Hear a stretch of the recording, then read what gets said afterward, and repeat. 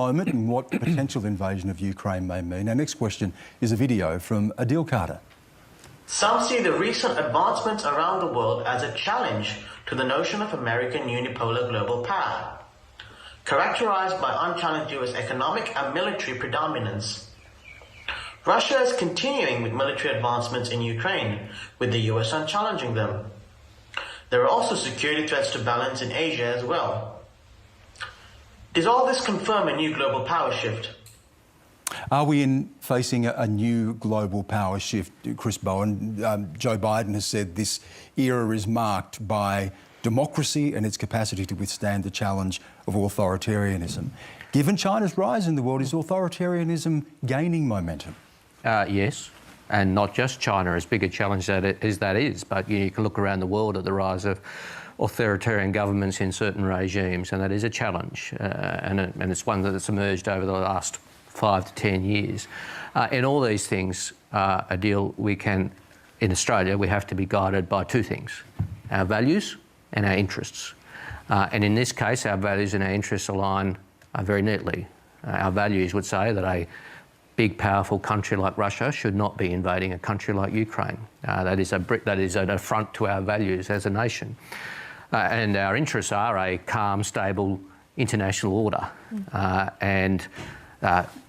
is the very opposite of a calm, stable international order is what we're seeing play out between Russia and Ukraine at the moment, and potentially, and we hope that it de-escalates, and it may de-escalate, but potentially see that play out. And then to the previous question, obviously that instability may be then dealt with by other actors, capitalising on that instability. So that is an affront to both our values and an affront to our interests. Now, the question has been done, what can Australia do about it? Well, look, we should stand for our values. We should stand with Ukraine, and we should communicate our view very clearly to Ukraine and to the world.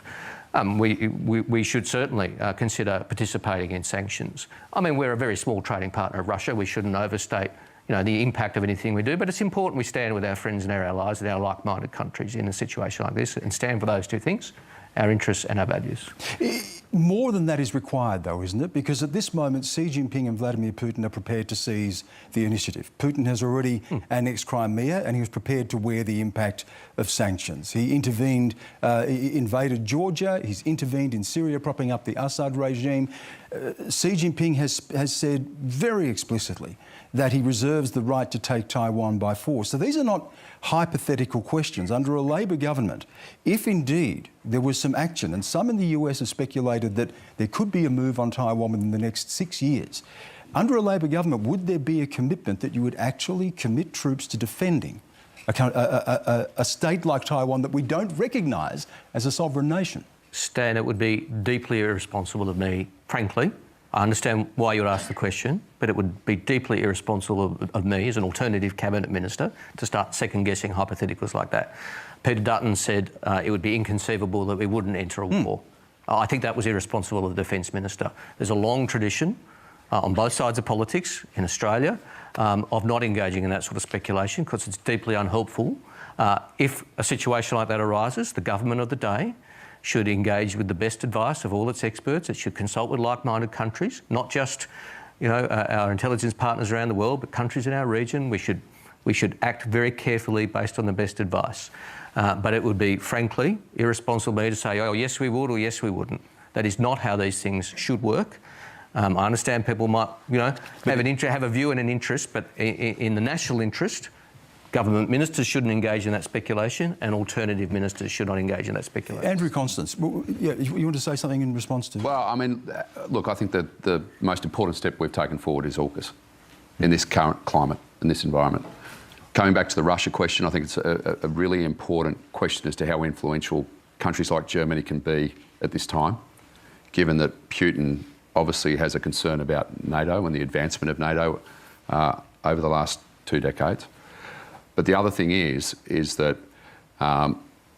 as a global environment, to Chris's point, I agree, we have to be firm. If the channels are broken down by China, as they have been, and those bureaucratic discussion points can't happen, we have that alliance, and it is possibly the greatest hallmark of this government. greatest achievement in that regard. There is no doubt that liberal democracies around the world combined to deal with the authoritarianism of both the President of China and the President of Russia, who, if you go and examine their histories and their backgrounds, very different, but nonetheless, their formative years were informed by years gone by, decades gone by. And the Cold War.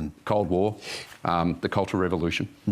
And there is no doubt, we have to be mindful of these territory advancements and how they can be de-escalated quickly, because there will be a humanitarian crisis. If Ukraine is invaded, and to see what we saw yesterday with young people who could be easily in our country, not wanting this to happen.